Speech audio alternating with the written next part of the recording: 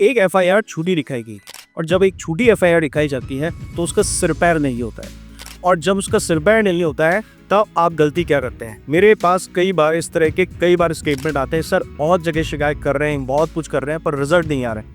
पर मुझे एक बात बताइए, वैसे भी इन केसेस में आप हैरेसमेंट के अलावा भुगत क्या रहे? तो एक कह देना कहावत है कि मरने से पहले अगर कोई आपका गला दबा रहा है तो छटपटा क्यों रहे हैं, एक बार बचने की कोशिश तो कर लीजिए, हो सकता है आप बच जाए।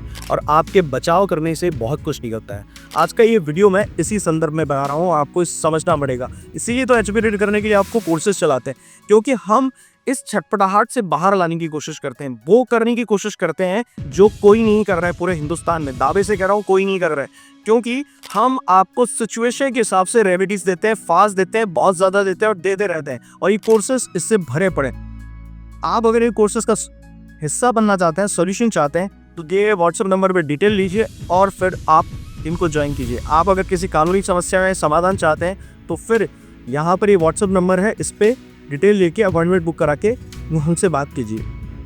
अभी एफआईआर का बहुत बढ़िया फैशन चल गया है कि पत्नी आएगी, एक स्टेटमेंट देगी और बात कर लेगी। कुछ ज़रूरी पॉइंट्स बता रहा हूँ, उससे आपको समझ में आ जाएगा। पहली बात तो 498, 376, 377 और भी कई सारी एफआईआर जो होती हैं वो 0 एफआईआर होती हैं, क्योंकि वो उस थाना क्षेत्र में, उस ज्यूरिसडिक्शन में नहीं लिखी गई हैं जिस जगह की घटना बताई गई, जिस जगह से संबंधित घटना स्थल उस पूरी पिटीशन ड्राफ्टिंग में या फिर एफआईआर के अंदर है। तो फिर क्या उस पुलिस का राइट है? जी नहीं, वो अपने जुरिसडिक्शन के बाहर के किसी भी केस को इन्वेस्टिगेट नहीं कर सकती सिर्फ एफआईआर लिखने के अलावा।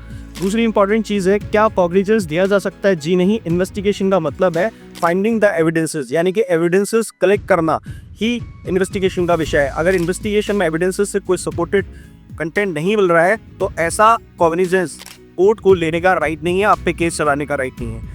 मगर आपने बहुत सारी कंप्लेंट्स की हैं, बहुत जगह सबूत भेजे हैं, दिखा रहे हैं और वो कंसिडर नहीं हो रहे हैं, एसपी डीएसपी लेवल पर भी नहीं हो रहे हैं, एसएचओ लेवल पे भी नहीं हो रहे हैं, तो फिर आप हाई कोर्ट जाकर इस सारी बेदर्दी के खिलाफ आप एक फेयर इन्वेस्टिगेशन की डिमांड कर सकते हैं जो डीएसपी लेवल पर हो सकती है, और फिर उस कोर्ट को भी क्वेश्चन करवा सकते हैं हाई कोर्ट के थ्रू कि देखिए फेयर इन्वेस्टिगेशन हुई नहीं, उन्होंने केस ज़बरदस्ती ले रखा है और मेरे खिलाफ एक झूठा केस चलाया जा रहा है। वीडियो अच्छा लगा तो लाइक कीजिए, शेयर कीजिए, सब्सक्राइब कीजिए। धन्यवाद।